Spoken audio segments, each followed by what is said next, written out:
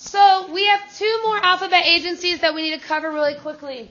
The first one is the TVA. This is a single star term. Now, to be honest with you, don't tell the College Board this. I don't get why this is a star term. But for some reason, they love the TVA. Basically, what happens is in Tennessee, we have a couple of problems. Tennessee, if you don't know, it is very rural. It is very agricultural. So the issue is that in Tennessee, they don't have power. A lot of them don't have electricity by the 1930s. And they have a lot of people who don't have jobs. So basically what they're going to do is they are going to build dams. And that's what I would circle. I would circle dams because it'll help you remember what the TVA, Tennessee Valley Authority, is. They are going to build dams all across the state. Now, if you don't know, what do dams produce? Electricity. So what happens is that the small town person is now able to have very cheap electricity. Now, this benefits especially the small town person, which is the majority of Tennessee. They now have very cheap electricity. They have water for this first time. A lot of people had running water for the first time in their lives, and it massively affected Tennessee. The vast majority of these dams, electricity projects, whatever, are still in use today. So in terms of massive effects, the TVA has really helped out Tennessee and has actually massively expanded it as well. Oh, and do you guys want to know a fun fact that I learned over the spring break that has to do with Hoover? Yeah. Arches National Park was signed into law as a national park by Herbert Hoover. So, well, now you can love him. No. Because he made arches. Oh, no.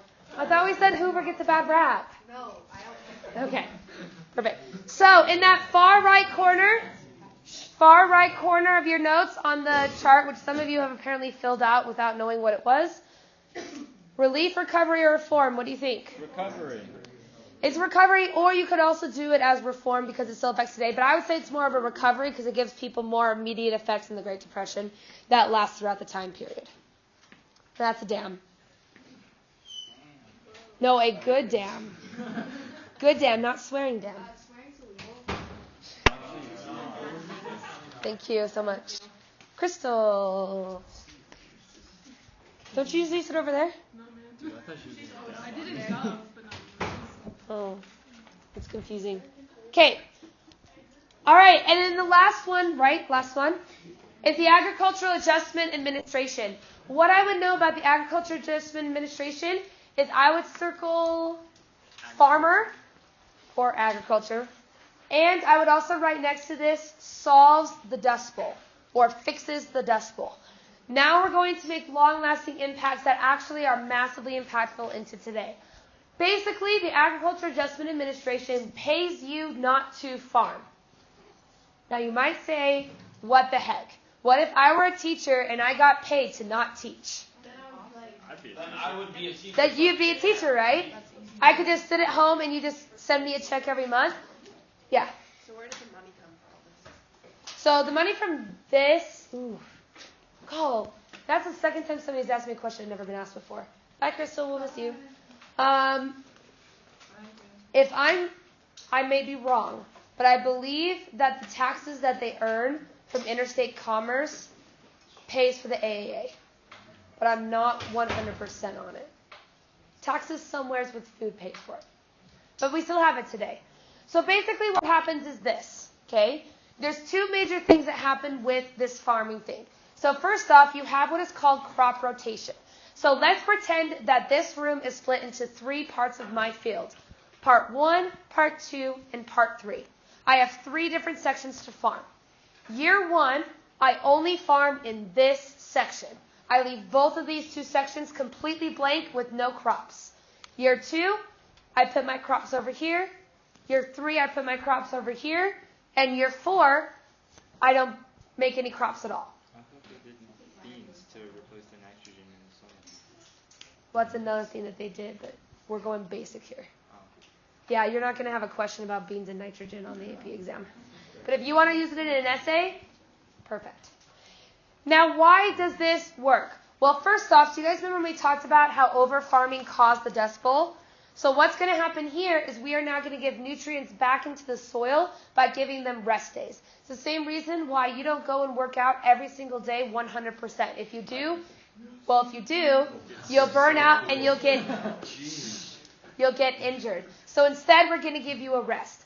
The other thing is that this pays farmers not to farm, because the thing is, farmers will say, well, I'm cool with only farming over here, but I've lost all this profit. That's what you get your check for. Now, my dad's family were all farmers. My dad's the only one that is not a farmer in my dad's family. They all receive these checks, so they get paid to do this rotational farming. It's worked very well. Now, farmers still don't make a lot of money, but it does help and it does prevent natural disasters in the future. Make sense with the AAA? Okay, so relief, recovery, or reform. Go ahead and, well, I would say it's reform. It does provide immediate relief too. Again, it's however you want to write it into an essay. Yeah. Was the National Labor Relations Act, which one was it? National Labor Relations, I would say that's more probably relief. Or yeah, because it's almost immediate. And then the Social Security one? Social Security, that's probably reform because it still impacts us today. Caught up? Okay, awesome. All right. Now, one really quick thing that, in my opinion, if they put it on the AP exam, especially with the rewrite, it'll be very shocking. One thing to just know is if you see the word Indian New Deal, I would just circle reservations. Basically, that created the modern-day reservation system. So now Native Americans are not going to be affected as much by the Great Depression. They're going to, oh, and by the way, if you haven't figured it out, we're back on the packet on the second page, about halfway down. So we're still on New Deal because we have a couple more to do about the New Deal. Still on the back side. Now, so again, just know when we talk about Indian New Deal, it's mostly saying reservation systems, setting up the federal lands to be able to help them. Now, a couple of other key terms about the New Deal that you just might hear before. One of them is what is called a fireside chat. Now, this is huge with Roosevelt. It's part of the reason why Roosevelt is so well loved in the American public. Basically, what he would do is every single Sunday or Monday, depends on where in his presidency, he would sit down and he would go on the radio to the American people. Imagine if the United States president every single Monday talked to you. Now, I'm talking about talking to you about working through things or what we can improve on. Obama was actually, this is not a politics class. Now, Obama was actually really well known for doing things like that. He made several videos and was commonly known for meeting. I mean, he was one of the first presidents to go on SNL as a standing president. Presidents don't do that. It's too controversial. Or he went on the David Letterman show. People don't do that because they don't want to be put in a bad situation where they'll make themselves feel stupid. But Obama put that in there. He put it out there. That's what Roosevelt does as well. These fireside chats continue into World War II. People really felt like he was the people's president. He was just your best friend that was on the radio. You guys okay? You guys keep staring into each other's eyes and poking each other. Good? Okay. Please don't touch Nick with your hands. Thank you. Or any other part of your body. Okay. All right. Now, in terms of opponents of the New Deal, I would circle and star the word socialistic. People thought this was socialism. This is part of the reason why people hated the New Deal. You're now socialist. We don't like socialism in America, right? Eugene Debs, we threw into jail, and he almost won the presidency out in jail. Now, we were fearful that socialism was coming into America. We're not capitalists. Government handouts. Government is making it so that there's no capitalism anymore and things like that. And people began to fear it. Now, in terms of what people feel like. So this says, ring around a Roosevelt, pockets full of dough. Why is it saying that? People felt like the government was just wasting money. Putting... I get it. Okay. Wow. Now, the reason why it says this is because the federal government did massively spend money. We spent billions of dollars. I think the statistic is somewhere around $40 billion in debt from the New Deal alone. So, and by the way, we are still paying off that debt. So while, yes, you provide a relief, you're also spending money. That's part of the reason why when we talk about Obamacare, why people are controversial about it, is says, yeah, that's nice that you get reduced health care, but we're also being put into debt because of that. And that's why people were fearful. What? I said, you And you get health care, and yep. Should put an Oprah thing on here. Now, FDR versus the Supreme Court, this is a starred section. You need to know where FDR is going to be challenged, and that's going to happen in the Supreme Court. This is very similar to what happened with Bush. Bush passed a law called the Patriot Act following 9/11. Basically, it gave the president tons of freedom to do whatever he can to prevent the spread of terrorism in America. This included many controversial things such as NSA surveillance, waterboarding. Was the Patriot Act unconstitutional? No, it was necessary. Here's what I will tell you. It was never challenged in the Supreme Court, so we don't know. It was taken away, but it was taken away after the Iraqi war was pretty much over. But the thing is, it was never challenged. Now, why did people not challenge it? Because they saw it as a necessary evil. Is it unconstitutional? I think if it had gone to the Supreme Court, it probably would have been deemed unconstitutional. But did it solve a lot of problems? Yes. But was the steps getting there? Well, TSA is another thing that came from that. Now, in terms of the Supreme... Okay. I'm giving you some minutes. Can you please be quiet? Okay, thank you. Now, what happens here is that the NRA and the NIRA are going to create a Supreme Court case. Basically, what happens is this poultry corporation is going to sue saying, you can't force my people to unionize. I cannot have that happen. They sued.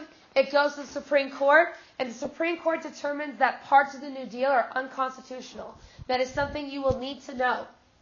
I know, it's somewhere down here. There it is. Court sides against against FDR. So FDR does actually lose. They did determine a lot of these laws were unconstitutional. They were a huge overstep. But FDR is not going to have that happen. You see, what... I didn't put a pretty picture, but that's okay. What he does is what is called court packing, and that is the thing that I would circle. Basically, this is what he does. If you don't know, there are 9 justices on the Supreme Court. FDR knew that they were going to go against FDR. So what does he do? He passes a law that adds like 10 Supreme Court justices. And guess what? According to the law, the president appoints the Supreme Court justices. Is he going to put people in that are going to go against him? I thought No. the president can only nominate. The Senate has to accept it. Yeah, but when you have a I'll say this. There's only been like 1 or 2 times where they've ever rejected the nominations. Because if you reject it, you now don't have the side of the president, and the president's just going to veto every single bill you write, and he's not going to sign a single one. So that's why with all these controversies last year with Trump's nominations, some of them were extremely controversial, but the Senate wasn't not going to confirm it, because if they don't confirm it, who signs your bills into law? The president. And who can say, I'm not going to sign it with a pocket veto? The president. Senate usually sides with the president in terms of passing what he wants. Yeah. Isn't Congress only allowed to add or subtract judges? And if so, then The president's the one that nominates them. Okay. So Now, in terms of the adding and subtracting, this is why he broke the law. So he did an executive order that says, I can now do this. Now, it was reversed because you can't just do that. But the fact that he did it is a huge statement in itself. He felt like he could. And they were actually confirmed, and then they took him away saying, oh, wait a second, this is actually completely against the law, and you can't do that. Because it was clear what he was doing. He was trying to break the law. Now, in terms of Americans, a lot of Americans were cool with it because the New Deal had saved so much stuff in the economy. Again, an accepted evil. Is it illegal? Is it okay, though, because it benefits you? It's the whole idea of would you steal bread if your family was starving? Yeah. Is it legal? Yes. Would you still do it? Wait, what? Is it legal? No. And I said, is it illegal? And I said, yes. But would you still do it? Probably. I'm just mad because FDR is corrupt. Too. Okay, every single president, you could say both sides. If you give me your absolute favorite president that you think is perfect, I can spend 10 minutes and I will tear it down. Well, I'm not going to get into that. I could, though, give you a lot of controversies with him. Every single president, you're never going to find a perfect, 100% good president. Abraham Lincoln was the same way. Abraham Lincoln was okay with taking away rights from African Americans. We talked about that. I know, it's hard. History is hard. Okay, now, effects of the New Deal. This is a dumb... Oh, sorry. Zach? What about George Washington? George Washington owned... Well, I'm glad you guys know that. George Washington owned a lot of slaves. George Washington didn't really want a big government. He wanted an extremely small government. He didn't believe in having really a president at all. He believed in having only state governments that controlled themselves. He also received a bigger paycheck than his people. So if you want to say that, you want to go really low and say, why did your people not have enough food or clothing to survive the winter at Valley Forge when you were making a hefty paycheck? Hold on. Could you connect this to the Midnight Judges concept? Like historical context? Could you do that? Like historical context? Yeah. Yes. Or synthesis? Yes. Historical context isn't even around. As long as it's something that impacted today. If you're giving an example of the Midnight Judges and saying how FDR used that principle in order to add, yeah, it's the exact same thing. Yeah. What about the guy who made the airfield killings or the guy who died from the cherries? Were they problematic? Okay, we're going to go into a whole, we'll chat later. I mean, they died from too Okay. many cherries. Anyways, okay, listen. Although if I remember correctly, the cherries was polk, right? Yeah. So the fact of the Mexican-American War. Are you kidding me? No, wait, I thought you was Fillmore. Or One of the two. Okay, anyways. So, getting into World War II. Now, World War II, here's what I will tell you, and some of you will be bummed. The AP exam is not going to ask you about battles. We are not going to go into, let's talk about D-Day military tactics. I'm sorry. I know. Basically, here's what you need to know for World War II. Causes, consequences, the home front, and minorities. That's what you need to know. Okay. Okay. Listen. So I'm going to be able to add some spice into it a little bit, but those are the basics. So maybe if I would write that down, I think that would help you out a little bit. So I would know causes, consequences, the home front, and minorities. That, in general, will be everything about the AP exam. There's a good likelihood of a DBQ on World War II. I will tell you that. Have done it in a couple of years, and they're really big into it. Yep. Causes and consequences, the home front, which we'll learn next class, and minorities, which we will also learn next class. And minorities, if you want to be more specific, is African Americans and women. Women especially. What? No, that's a world history. Oh, trust me, you should have seen when I went to the standards reading over the summer for U.S., and I had to really convince people that I should teach the Holocaust in my regular core classes because they all said that was a waste of time because it was a world history and students didn't need to know that in my class. I got huffy and puffy and was quiet because I didn't want to argue. Okay. I don't care. I still teach it. So all that matters is what's in my class. Not in this class. In world, they should have taught you it. Okay. All right. So, causes of World War II. Obviously, you need to know the causes. So, you need to double star this right here. Now, in terms of going through this, okay, we're going to go through the dictators and kind of learning about your key figures, and it'll explain all of these causes. Now, major leaders. What you need to know for the major leaders, you need to know their names, their countries, and their political affiliations and their ally systems. So again, you need to know their names, countries, political affiliation, and ally systems. The biggest mistake that you can make is going on the AP exam and saying that Italy and the United States were allies. Or I've seen Germany and the United States are allies. That's like a red flag. Yes. Or sometimes people throw in Austria-Hungary, which doesn't exist anymore. So you need to make sure you have those together, because if not, the reader's just going to say, why bother to read their essay in depth? Because obviously they don't know what they're talking about. Okay?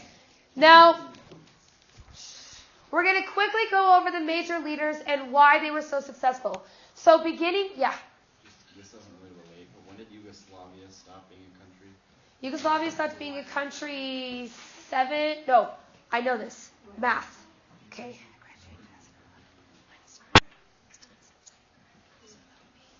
2006/2007. I'm pretty sure it was February of 2007. If you want to know why it's specific, it's because in my world geography class in 9th grade, we saw it on the news happen live when Yugoslavia was being inserted with the UN and they broke apart and created their own nations. Because I remember we had to change the maps because Yugoslavia wasn't a country anymore. Anyways, that was very specific, but interesting question. Okay, now in terms of Lenin. Lenin, hopefully you know this from World, is from what country? Russia, good. Now, following the Bolshevik Revolution in Russia, Lenin is going to die. And in his place, it's going to be Stalin. Okay, listen. Again, the more time we have to teach World War II, the more likely I am to show you cool Disney cartoons. And I really want to show you it because they're super racist and awesome. So, because you will literally watch these and say, why were these shown to children? But they were propaganda by the United States. Yes. We will watch them. They will be great. Yes. Oh, never mind. Found it. Found it? Okay, cool. Now, okay, listen. Now, in terms of Stalin and why Stalin is important, you see, following Lenin's death, Stalin is going to take Lenin's legacy and apply it to himself. Basically, Lenin was loved. He was one of the most loved leaders in all of Russian history. Stalin is besties with Lenin. He says, hey, I'm besties with them. We're basically the same person, so you should like me. It's the same reason why a lot of people advocate for Michelle Obama running for president, because they say, well, she's married to Obama. They, therefore, must have the same beliefs, so I would vote for Michelle Obama because it's basically voting for Barack Obama. That's the idea here with Lenin.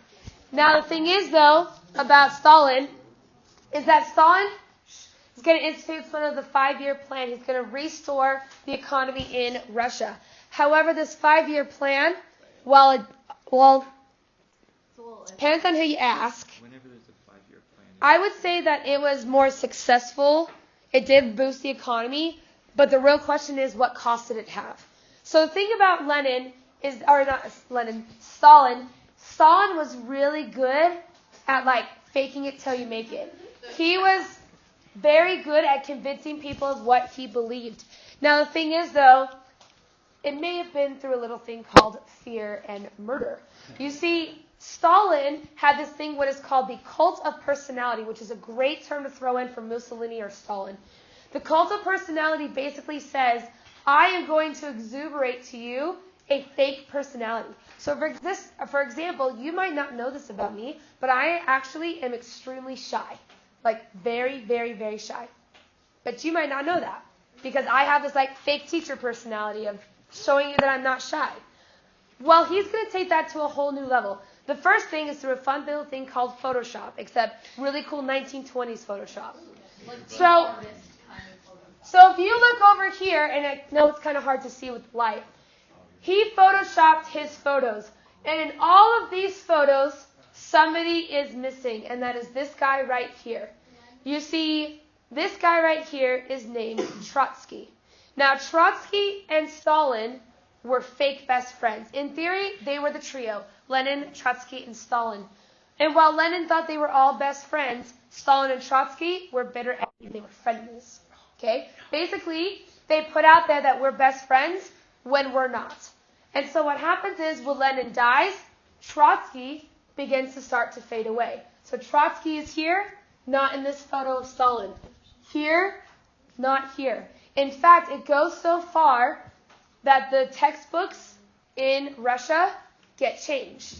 And all of a sudden, Trotsky literally, physically disappears from history. Now, Trotsky realizes that his time is ending because he knows Stalin's going to go far. So Trotsky is going to flee to Mexico. While he is in Mexico, though, here's the reason why, though. Mexico is like the current Nicaragua, Colombia. People flee to Latin American countries because they are able to get safe haven there. And so it's kind of like how Snowden fled to Russia. He flees to Mexico because he knows that Mexico won't extradite back to the USSR. Snowden's in China. He is officially in Russia, according to the Russian government. Now, there's also been things that says he's in Nicaragua and in China and wherever it could be. Now, what happens to Trotsky, though, is Trotsky and his wife are staying in a hotel. And a guy comes in with an axe. And he comes in and he stabs him in the head with the axe to try to kill him and execute him under the orders of Stalin. Trotsky then, with the axe in his head, goes to the hospital. He survives. He is put into the hospital bed, and magically assassins come in and they shoot him dead. And now Trotsky is officially gone. You can now have an idea of why Stalin is so successful at what he does. He rules out of fear and out of death. Can you teach us about Rasputin for fun? No, Rasputin is the one. No. Has nothing to do with why. Because that was 15 years earlier. But he's cool. I know, but we already talked about that. Do people know that he assassinated Prosper? He was like, oh my gosh, my best friend. Well, okay, let's say this, okay, it's one of those fear tactics where people know what's going on, but would you rather be killed? So they don't really like him. I would say it's more like a fake like, but I'm too fearful of you to do anything about it.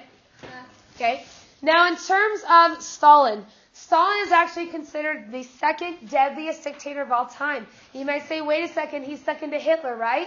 No. Mao Zedong is easily the deadliest dictator. Mao Zedong is responsible for approximately, as you get off your cell phone that you've been texting on for 10 minutes. So, Mao Zedong is responsible for approximately 110 million deaths in China during the 1960s and 70s. Stalin is responsible for approximately 70 million. In comparison to Adolf Hitler, who you guys all say is like the worst, Adolf Hitler is responsible for around 26 million. So when we talk about deaths, Stalin's a pretty bad guy. Now, we're not saying Hitler's not a bad guy, but Stalin's really, really bad, which I think I have a meme. I can't remember if it's here or not. Yes? So, what was his name again? Mao Zedong? Yeah, why are all those people dead? Why are those people dead? Because he, So, Mao Zedong, this is going into a world question, but basically, Mao Zedong comes into China. He breeds Mao Zedong is Maozedong, if you want to look him up. Basically, he came in with communism. He institutes a plan very similar to the 5-year plan, which basically what happens is all the money, it's almost like the Hunger Games, all the money goes to the capital, as in the big cities in China. All the rural cities are pretty much destroyed out of famine. If you think about that in comparison to today, the poorest families are in the rural areas of China. And so people literally die of famine, or they die by, basically there's a fear of education.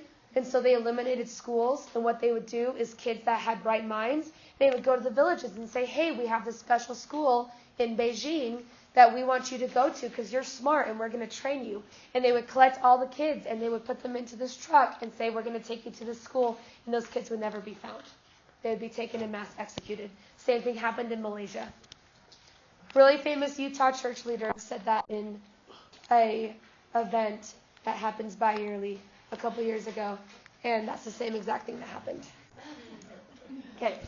Anyways, so in terms of when we talk about communism and why it breeds so much death, it's a lot of famine. A lot of famine dies out of communism because this idea of equality also brings poverty. I think now is the... Yes. Okay. I had a student send me this.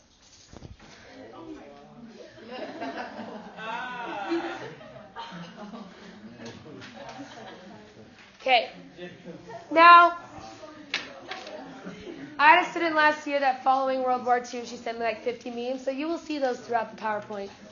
Now, oh, here's another one.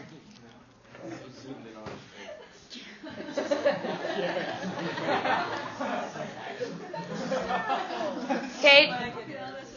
Now, I told you this girl, like, she totally did not care about my class at all. Felt it twice. She just sent me all these memes one day. Yeah. She's really sweet, though. Okay, anyways, So in terms of where this happens, there's two versions. First off, we've talked about this famine. Wars obviously happens in World War II. But I also want to talk about this thing called the camps. Now, the camps is where you hear of what is called the Gulag. Basically, these were prison camps. Now, what would happen with Stalin is he ruled out of fear. And what he had was what is called a quota system, which is one of the saddest things in world history. Basically, what they had is this. Every city had a quota, a percentage of the total population. And they had a chart that was given to the police force in Russia. Basically, they would say, this is your quota system, go into the cities. So one city might have 5% on the chart, or 2%, or 0.1%. That percent was the amount of people that you kill. So when you enter that city, if it says 5%, 5% of that population dies before you leave the city. Now, in theory, this is to prevent the spread of political dissenters. But if you're fast and you get paid by the amount of people that you kill, are you going to go and do trials to find out who doesn't like Stalin? What are you going to do? You're going to come in, find the first 5%, and move on to the next city. That's why this massive death happened, or you were put into camps. It's really sad. Stalin's not a good dude. Okay? Now, this massive amount of death, though, begins to build up. There are mass graves all throughout Russia. A lot of them have never been identified, and a lot of victims have never been identified either. They sit in mass graves. And that's another picture. Okay, now let's bring it over to Mussolini. Now, Mussolini is in Italy. Now, big thing about Mussolini compared to communism is Mussolini is fascism. You will need to know what fascism is. Fascism is a very key word for both Germany and for Italy. Now, Mussolini comes into Italy with a lot of problems. High inflation rates, high unemployment. People don't want to be Italian anymore. And he has to solve this problem. But Mussolini is smart. He is a great orator. You see, Mussolini has this idea of what is called the fasces. Now, if you ever have the opportunity to look at anything in the treasury, in particular a dime, it's on the dime, I believe it's on the dollar bill, it's on a bunch of different treasury things, you will see a symbol what is called the fasces. The eagle typically is holding it. It's on the quarter, I believe, too. And the eagle is holding this thing that looks like this. Yes? Isn't that what Caesar's protector guys used? It's a symbol, but yes. I'm pretty sure they used that. Well, It's it like, didn't work. there's like a big group of people that stood around Yeah. Caesar. Yeah. So they stood around Caesar, though. It wasn't a weapon. It's a symbol. So let me explain what this means. So the axe is right here. That's your leader. That's Caesar. All of the six around it are the people. It's a symbol that the leader gets its power from the people, but also that the people put all trust and all power into the leader. It's a symbol of Roman strength and power. So this idea of the fascists, which is why it's all over our treasury stuff and all over the place, it's on the Marine Corps logo, is because it's the power of the Roman Empire. And Mussolini is going to take that. He is going to make Italy into basically a very specific, timely place. In fact, it was so specific, let me explain, that he makes it so every single train is on time. Within 2 weeks, every train is on time. You might say, how is that important? It was so specific that if you were late, you were fired or in jail. And mostly you were in jail and beaten. He wanted timeliness, orderness, militarism. Same thing as in the Roman Empire. Now, Mussolini also was very good at what is called, again, the cult of personality. He was a great faker. Basically, instead of Photoshop, he is going to pretend that he is a military leader, a member of the army, a great farmer. My favorite are here. He is a musician, which, by the way, he couldn't play any music. He was besties with Hitler and loved art. He earned, by the way, Life magazine's Person of the Year as a pilot. This photo was taken in a cockpit with no wings, and it wasn't actually a plane. But it looks like he's a pilot, right? He's a great reader. I love this one because he's a great horseback rider, but guess what's missing in the official photo? The handler, who's right here, holding the horse. Okay? He was great at making people think that he was a lot better than he was. Yeah? Wasn't there like a recent election in Italy and there were like a bunch of fascists running for office or whatever? Same thing has happened in Germany as well, yeah. Fascism still is a very prominent thing in Italy and in Germany. Doesn't win a lot of seats, but it is pretty prominent. Yeah? Wait, so like what is it exactly? So what fascism basically is is fascism is where you put all your trust in a single dictator, and that dictator advocates for two major things: nationalism and militarism. Basically, if you think like the whole 4th of July, everyone running around with flags and like shooting off fireworks and America is awesome, if you think that's nationalism, fascism is a whole other thing. It is where your entire life lives and breathes America. It is where you say the Pledge of Allegiance 7 times a day. You pray to America. Everything involves America and its leader. Now, do I need to separate you boys from playing footsie with each other? Okay. Listen. Now, the only thing that is different between fascism and Nazism, it is the exact same thing, but Nazism says you get all of that as long as you are of pure German race. So they're the same thing. That's why Italy and Germany got so along together. So is it bad or like I get that it's bad, but like inherently? I will say that every time that we've had fascism, it has tended to lead towards expansionism, as in war, and taking over others. But it's dependent on your political beliefs. Okay. Bethany. It's not funny. Okay. Now bringing it over into Adolf Hitler. Now, I missed it, sorry. Now, I'll show you in a second. It was just a fancy way to give you numbers. Now, Adolf Hitler, remember, fights in what war? World War I. So he already has a really bad taste in his mouth of other people. That's Adolf Hitler right there. Now, in terms of what he believes, there are 3 things he believes. Number 1, he believes that Germany is the best, and Germany needs to be the best, and Germany must expand because it is the best. He also believes that all these countries over here actually are German countries. They speak German. They should be German. Therefore, they are German. He also believes in the idea of the pure race, which is called the Aryan race. Taylor Swift is the perfect Aryan. She's blonde-haired and blue-eyed. Now, questions revolve around why did Adolf Hitler believe that if he himself was not an Aryan? He believed it was on the basis of genetics. A lot of that did come from the Jewish faith. Traditionally, we're talking about according to the Bible and history, people who are Jewish tend to be darker haired and have brown eyes. Now, the reason why that's important is blonde hair, blue-eyed is the exact opposite of that Jewish race. Now, or I shouldn't say race, but Jewish religion. Now, yes, he was not an Aryan, but he did believe that this was the pure race that was going to go off. So that's Nazism, that's when you get into the Holocaust.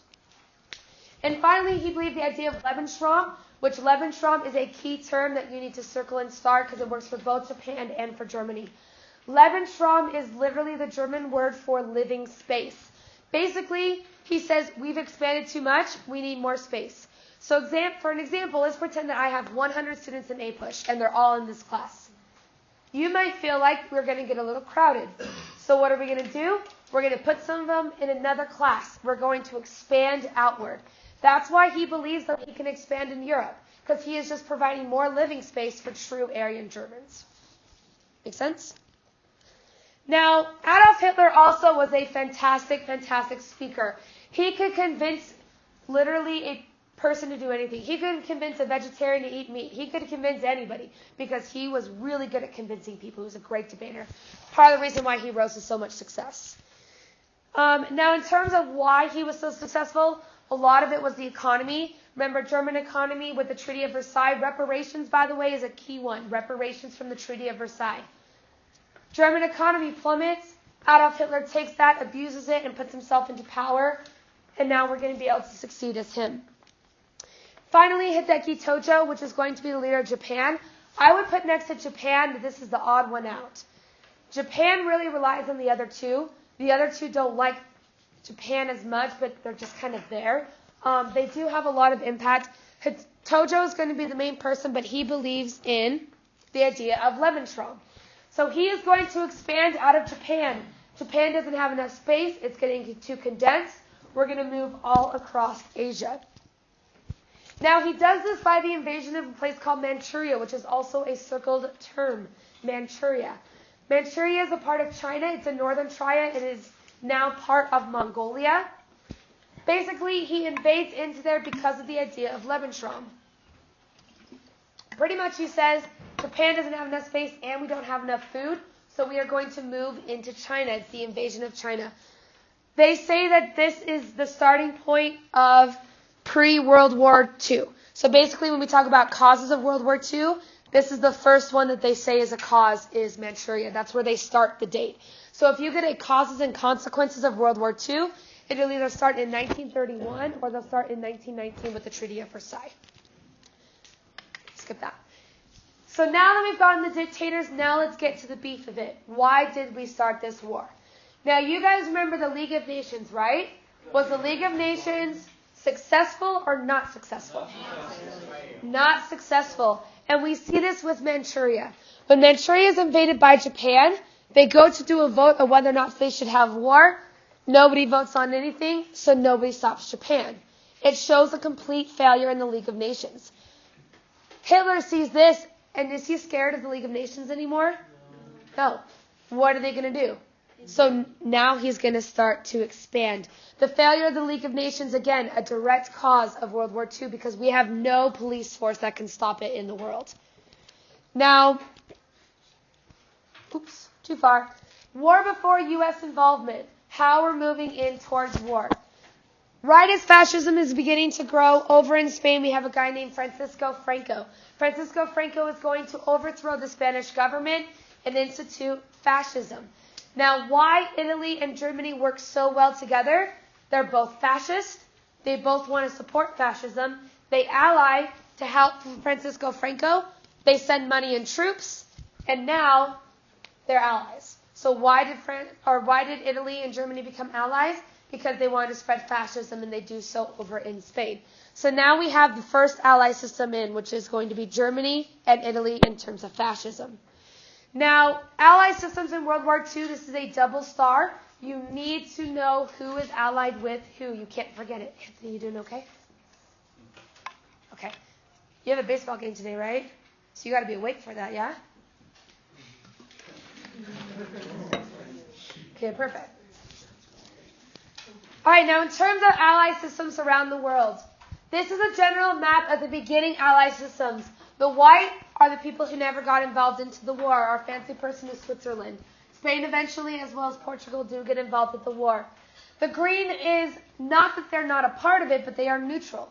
They're going to be right in between the middle two. And America's going to be that until we start into the war in 1941. Now, following the invasion of Manchuria, America now takes one single step into the war.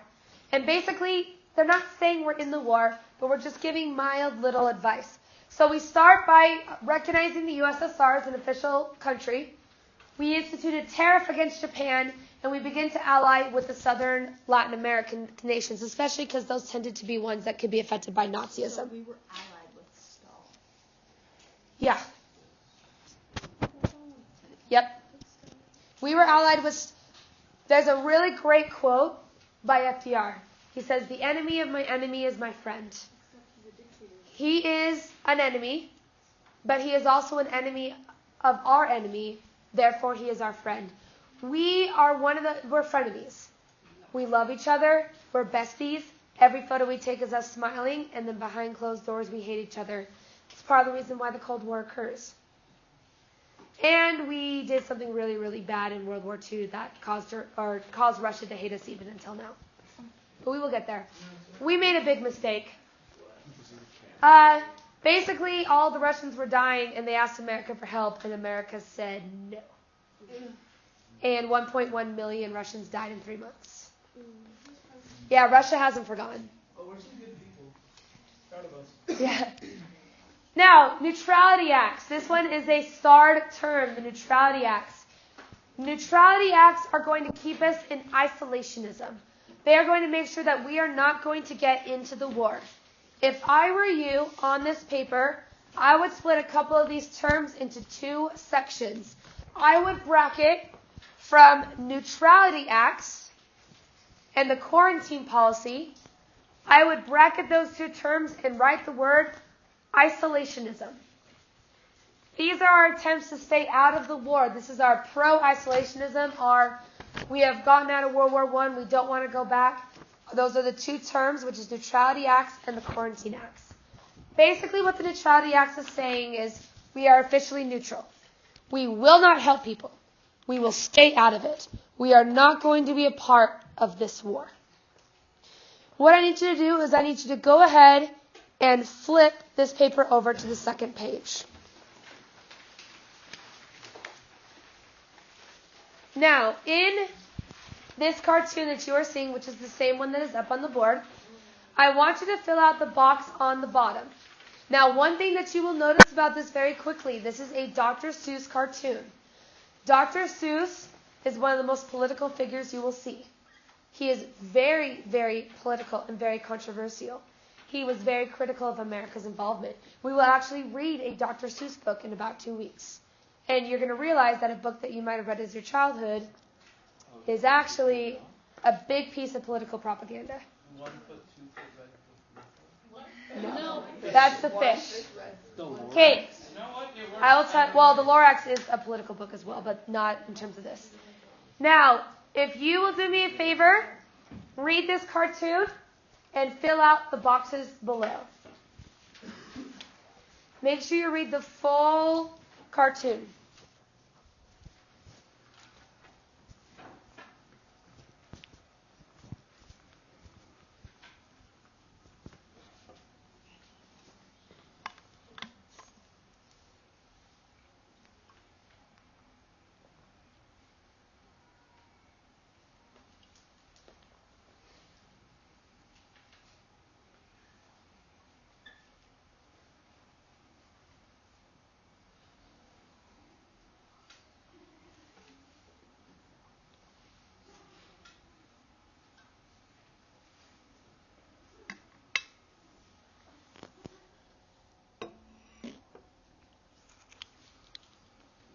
Make sure you're filling out all 3 boxes. It would literally make my day if a DBQ had a Dr. Seuss cartoon. They haven't had one since like the 70s. But I really want it. Also, there's a fantastic book called Dr. Seuss Goes to War. And it has, so Dr. Seuss altogether made approximately 300 political cartoons for World War II. And the book is great. It's a really great book.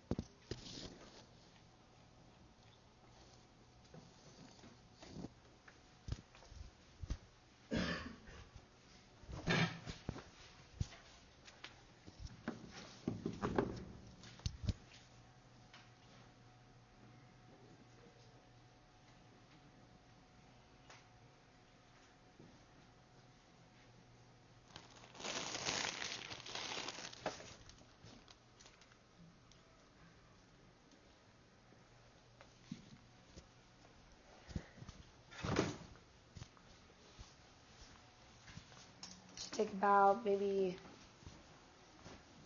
1 to 2 more minutes. This isn't a hip analysis, so you don't have to be crazy extensive. I just have to see that you're trying. Don't do the homework.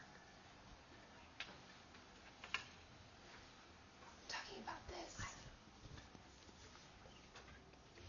I know. But I can tell you right now that you definitely won't be able to do this one because you don't know what this is meaning yet.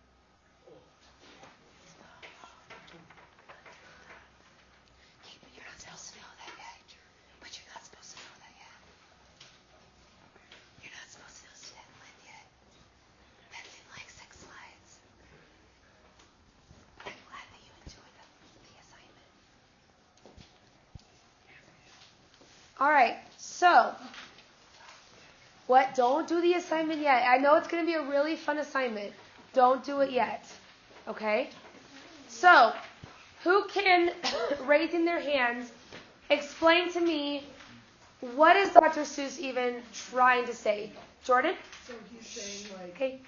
Go ahead. that the citizens, like the people represent like the American citizens, Okay. and how like all this terrible stuff is going on outside our country, but just put on like these hats and like these blinders so that we don't have to see the terrible things or thinking about it. That way we don't get involved and we don't help even though we could, but we don't have to worry about that. Just like put on your hats and just go on with your life. Fantastic. I don't even need to ask. Oh, I guess if you want to contribute, that was awesome. I was going to just say two fancy words. It's saying that the United States is being really avoidant and minimizing the world's problems, and it's super controversial because you don't know the line where you should get involved to help, but when it's too much, and it turns into imperialism. Well, and that's the thing too is when we have a similar thing happening right now with Syria.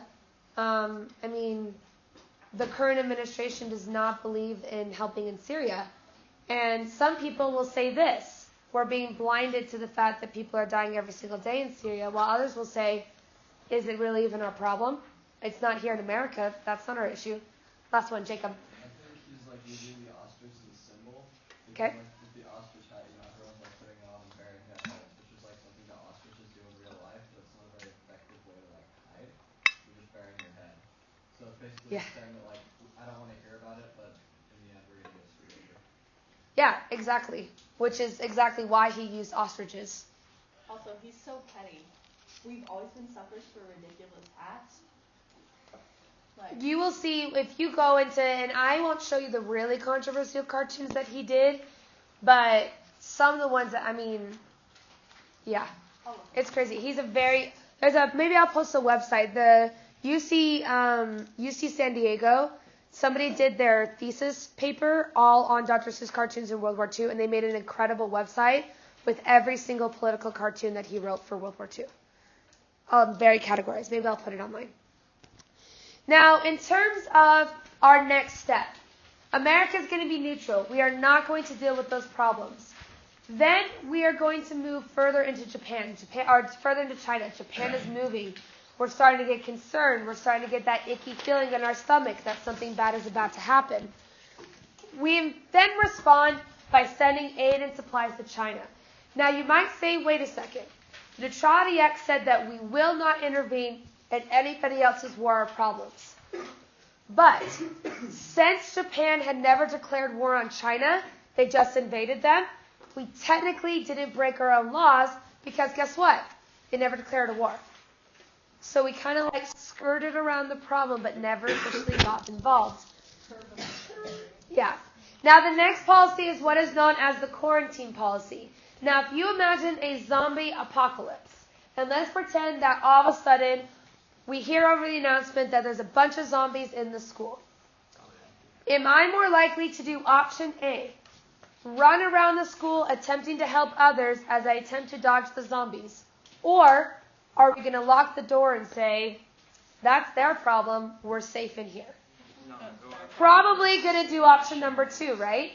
It's one of those things where if you say, it's like those guys that are like, oh, if my girl ever got hurt, I would defend them, but then they run away instead, the fight or flight. That's what happens here. We are going to quarantine the policy. The idea is we are going to quarantine the problem. As long as these are the only countries affected, we're okay. We're all right over here, as long as they're the problem. We're just going to keep the problem over in the other classrooms. The zombies can be affecting the other people, but as long as we're safe, we're okay. That's the idea of the quarantine. Again, isolationism.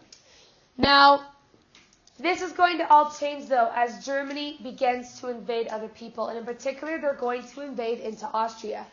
Now we're concerned. Now they're expanding the idea of Lebensraum. And what happens is that the whole reason they did this is because in Czechoslovakia and in Austria, there was this little place right here called Sudetenland. Now, Austria was invaded in order to be able to acquire more true Germans. You're German speaking, you live in Austria, you're actually a German, you now become a part of Germany. Well, Britain knows that Sudetenland is 90% German. It's right on the border of Germany. 90% of them speak German. Well, here's what we're going to do. Britain without Czechoslovakia's permission, by the way, gives Sudetenland to Germany. It's kind of like if I went over to your house and took your Xbox and said, I'm going to go give this to my friend to make them happy. Czechoslovakia never approved of this. But Britain, and secretly America, approves the giving over of Sudetenland. Now, if you have seen a great movie called The Darkest Hour, which I highly suggest you ask your parents' permission, as it does have smoking and alcohol in it. However, in that movie, you see that one of the people in the chamber is named Neville Chamberlain. Neville Chamberlain in that movie is seen as a glorified hero. In my opinion, I was actually really surprised by the portrayal of him as a really big deal. Neville Chamberlain is the one who approved this. He approves the giving of Sudetenland to Germany. Now, the idea of this is what is called appeasement. Now, what is appeasement? Well, let me give you an example. Let's pretend that when you are older than 18 and you are married, you have a kid. Okay? And you have that child and you're walking through the grocery store and that kid starts to cry and whine and beg because he wants a piece of candy. And you're like, no, I'm not going to give you candy. And they start throwing things and people are staring at you and it's becoming dramatic. And so you finally give in and you give him that piece of candy. Wait, he already has it. He's already holding a piece of candy. Well, no. In the first... Oh, I never noticed that. Maybe it's a rattle. Okay, well now it's a rattle. Now I get the second candy. What's going to happen when you go back the next time you go to the store? What's that kid going to do? He's going to cry and scream, and if he doesn't get his candy, he's going to cry and scream, and what are you probably going to do? Give him the candy? Yeah. There's this thing we learned about in psychology, and so it's like if you have a baby, right, and they're sleeping, and then every time they cry and you go Yeah. and coddle They'll them, cry more. They'll cry more because they know that you're just... It's the coddling principle, yes. It was in Modern Family. If you watch that episode, that's a psychology principle. It's the idea that's why they say the ferberizing, that's a real thing. It's the same idea that when a puppy cries and whines in its crate, you're not supposed to take it out. Because what it's going to do is it's going to cry every time it goes in the crate. Now, this right here is what is called appeasement, and that is a key term that I want you to write down and star. It is a fantastic word to remember, and it's a great example of a big mistake that we made in history. We gave Sudetenland to Germany to make Germany feel like they didn't have to invade. We'll give you this as long as you stop invading. What's Germany now going to do? Invade. Because if I keep invading, you're just going to give me more land. It's giving them what they want. Appeasement is one of the worst disasters in world history. What is appeasement? Where? You have to write it. You have to write it. So whatever I section have to write it. around here where it says quarantine policy, isolationism, and things like that. Now this makes Germany very happy. And therefore Germany now begins to invade other countries. And this begins into an appeasement. Wait. I knew it's because I added it extra. That's okay. You guys pretty much get what appeasement is, right? Yes. Easy term to be able to remember. It's one of those terms that I teach my core kids and they remember. So you guys should be able to remember because you're A-pushers, right? Awesome. Now, that gets into this idea right here, which is why I love, again, Dr. Seuss showing this out. You have our guy that says appeaser in the middle. What does he have in his hand? A spoon. Lollipop. Lollipops. And these guys over here are hungry, but hey, if I give the lollipop, you won't bother me anymore, right? They're going to keep bothering you consistently and over again. Now, this is where we get to Poland.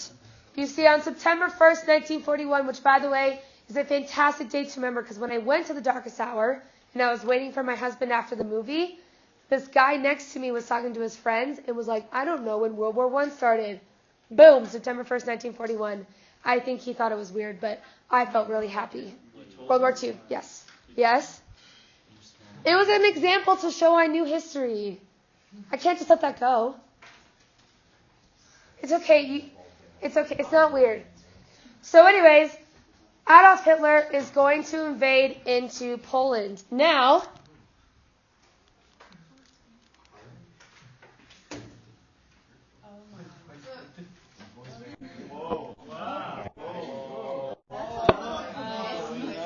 I meant like asking people on a date.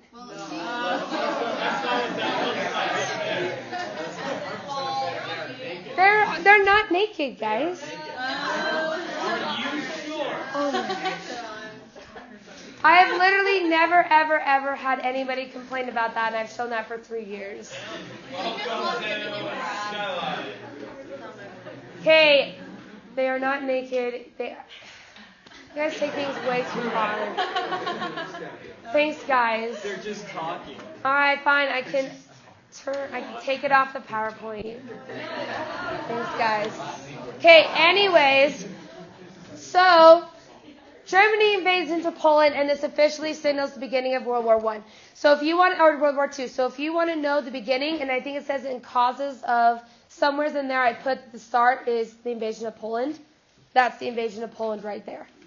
So Germany invades into Poland, and now we're going to begin the actual war.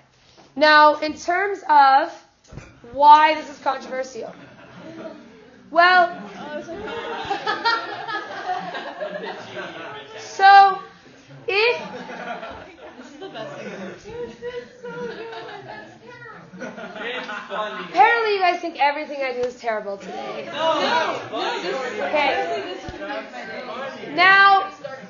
Okay. Now, in terms of why people say, but wait a second, Hitler, you can't do this. You signed the Treaty of Versailles. The Treaty of Versailles says you can't invade anybody. Do you see why the Treaty of Versailles was a complete failure? Did Germany care? No. They did not care. A document that they signed back in 1919, they were going to do whatever they want. And can the League of Nations stop them? No. And that's why everything begins to escalate the way that it does. Now, in terms of Russia, Russia originally was not actually anti-Germany. Right after the invasion of Poland, they signed what's called the Non-Aggression Pact. You don't need to know that because that's a world history thing. Basically, Russia says we will both agree to not invade each other for 10 years. So originally the USSR actually was allies with Germany, except Germany 9 months later invades Russia. So doesn't last very long. Now this then begins to escalate. Following the fall of Poland, Germany now begins to invade into Belgium. France falls 2 months later. Now Germany has taken over about 1/3 of Europe in only a matter of about 9 months. Yeah. People say that if, Hitler had waited to invade Russia until the summer, he could have won the entire war. Yeah, I think you could say that. I think Russia had a lot of power going into it. Britain, knowing what happened with Britain in the Battle of Britain, Britain was losing bad. I don't want to sound egotistical about America, saying if America hadn't entered the war, that we wouldn't have won. I know it sounds egotistical, but the reality is that Britain was losing. Britain would have been taken over. It would have been gone. Russia, I think, made a big impact because it started a two-front war. So now Germany has to fight on two sides, Russia and Britain. But yeah, Russia was a big moneymaker. So yeah, they probably shouldn't have invaded Russia. But again, when you want stuff, you're going to keep wanting it until you take it one step too far. You guys are so into this today. I love it. We only had one person fall asleep, which is great. Nobody in particular. Not saying anybody. Could have been Nick. Okay. Now, how does France respond to this invasion into France? Well, this guy named Charles de Gaulle, who is the leader of France, he flees over into England and creates what is called a de facto government. Basically, it means that your president is not there, but he still runs your country. Now, back then, people loved Charles de Gaulle. In fact, Charles de Gaulle Airport, which if you've ever been to France, that's the airport you go through. People love him. I think nowadays people realize a lot of people say he abandoned his country. His country was falling and put into poverty and in control of Germany, and he left and lived over in England. He was actually in the Darkest Hour as well. So Darkest Hour, by the way, takes place in 1940 to the beginning of 1941, if you don't know when the time period is. Now, in terms of what happens in Britain at the beginning, Britain undergoes what is known as the Blitzkrieg, better known as the Blitz. The Blitz was a massive air bombing into England. Now, the Blitz begins as these massive air raids, especially at night. Now, these air raids especially targeted London. Didn't kill a lot of people, but massively destroyed the city. If you go to England, by the way, a lot of the buildings are not original buildings because they were destroyed in the Blitz. Narnia?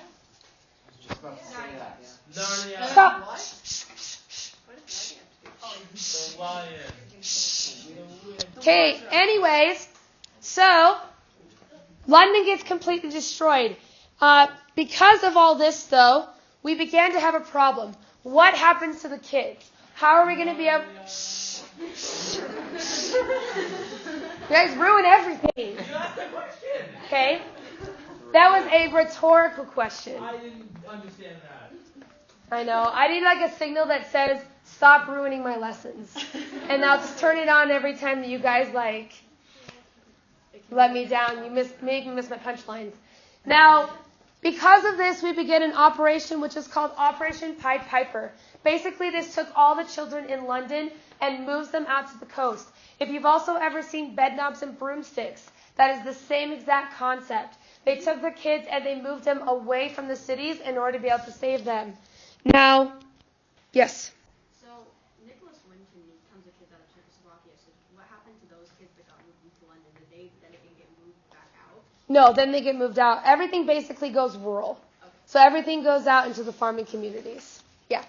Now, the kids begin to move in these massive troves in order to be able to avoid this. Now, there's a movie that has to do with this, and it's called The Chronicles of Narnia. This movie actually does give a fantastic example. The book was written in response, I believe the book was originally written in the 1960s. If you know anything about 1960s pop culture in Britain, it's all anti-Germany. Bedknobs and Broomsticks was written in the 1960s as an anti-German film by Disney. So, yeah, it was really funny for me. Just kidding. I love it when you guys know stuff. It's adorable. Now, radar, by the way, was invented in order to stop the Blitzkrieg. We needed a way to be able to see when the air raids were coming. Basically, the air raids come, the radar picks it up, and then you're able to get basically shelter and hide. We didn't have very good missile defense systems in England to be able to combat the Blitz. Okay. Now America begins to be concerned and begins to move towards war. Now, on one side, you have people that are going to be very concerned. They're going to say, stop.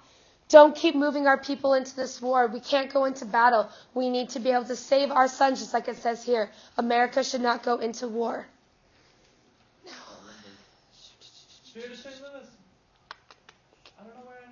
Okay. Now, okay, listen. I have to make a decision. Okay, listen. Now, Charles Lindbergh becomes a massive opponent of the war. In fact, Charles Lindbergh becomes known into an organization called the America First. Basically, what they are going to do is they're going to be anti-war. And Charles Lindbergh becomes extremely famous for these speeches that he is going to make. Now, by the way, in Dr. Seuss cartoons, you will actually see Lindbergh all throughout the cartoons, as you can see right here, Lindbergh Quarter, and Lindbergh right here. He is going to be the opponent and one of Dr. Seuss's good friends against the war. Now, your homework, you must listen closely so you know what to do. Number 1, which I don't have anymore, your packet that you picked up today with the Dr. Seuss cartoons, you need to take that packet and split it in half. We did not get to Pearl Harbor today. Do not do the Pearl Harbor paper. You will not know how to do it. You are only completing parts 1 through 3 on the Dr. Seuss. Now, you will have an opportunity to create your own Dr. Seuss cartoon based on the ones that we have seen. Be creative and use what you learned. Number 2, this is important. On your notes, the second page of your notes, this is a 5-minute assignment. You read Charles Lindbergh's speech. You answer the questions. When it says what position did he have, that's what is his opinion on the war. Easy assignments, 20 minutes to complete, due next class period. Sound good? All right. You guys are awesome. Have a great day.